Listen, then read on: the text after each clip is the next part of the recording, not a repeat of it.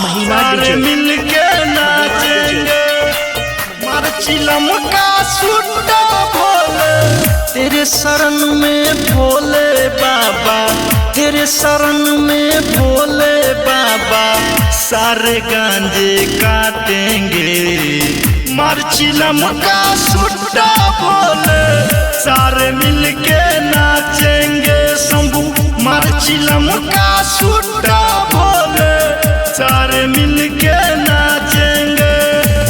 सारे मिलके नाचेंगे मार्चिलम का सुट्टा भोले। मुझे बता दो भोले बाबा प्रोग्राम क्या साचोगे एक लाया सुल्फे का बोरा एक लाया हूँ गांजे का एक लाया हूँ गांजे का मुझे बता दो भोले बाबा प्रोग्राम क्या साचोगे एक लाया सुल्फे का बोरा एक लाया हूँ गांजे का मैं भर पीऊंगा चिलम तेरा और मैं भर पीऊंगा चिलम तेरा और सारे बैठ के खींचेंगे मार्चिलम का सुट्टा भोले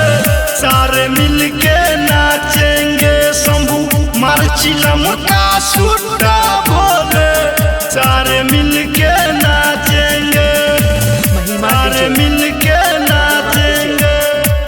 मार्चिलम का सुट्टा भोले। सुल्फा गांजा भांग धतूरा पी के जाएंगे मस्ती में रावण कैसे भक्त बने जो आगे तेरी मस्ती में आगे तेरी मस्ती में सुल्फे गांजे भांग धतूरा पी के जाएंगे मस्ती में ये रावण कैसे भक्त बने जो आगे तेरी मस्ती में छोड़ के सारी दुनियादारी छोड़ के सारी दुनियादारी सबके दुखरे बांटेंगे मार्चिलम का सुट्टा भोले सारे मिलके नाचेंगे शंभू मार्चिलम का सुट्टा